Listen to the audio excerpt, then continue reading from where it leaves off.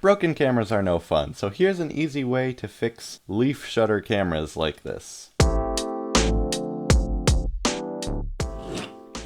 Now this is not a very in-depth repair, so it may not work for all leaf shutter cameras like this, but the most common problem that these kinds of cameras have is the shutter just gets stuck.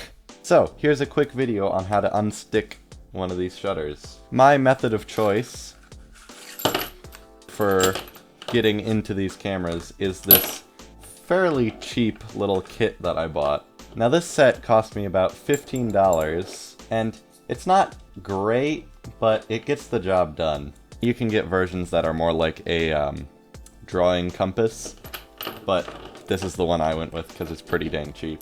And with this tool, you can actually get in here where there's this retaining ring and change the spacing of the screwdrivers so that it just fits in between those notches in the retaining ring.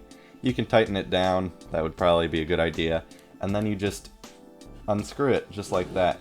I've been in and out of this lens several times, and it's kind of scratched up the inside bezel here, so that is something to keep in mind.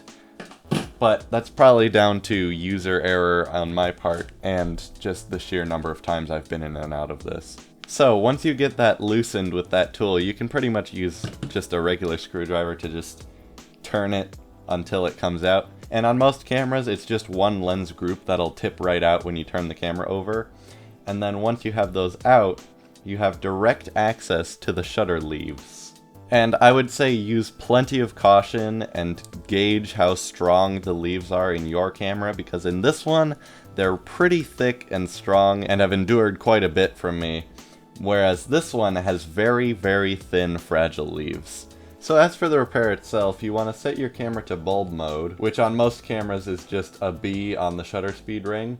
On some cameras it is a little different, like this one, it's not marked, but it's just past flash, you just have to turn it extra hard.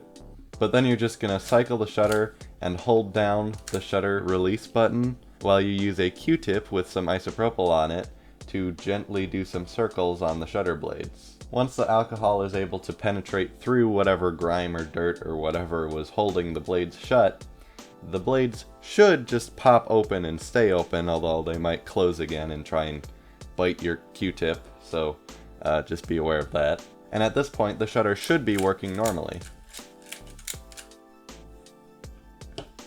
But we're not done, because as the alcohol evaporates, there's a little awkward phase before it's fully dried where it will start to stick again. So if the blades start to stick, you could use a Q-tip to try and dry up all the alcohol, but I think a better option is to use a blower bulb lens cleaner thingy like this and try and air dry all the alcohol out of it. Basically just get all the alcohol out of it. Just wait an hour if you have to, because after it's completely dry, it should cycle normally. And if it doesn't, clean it again, okay? Do not try to lubricate a leaf shutter. The leaves should be completely dry.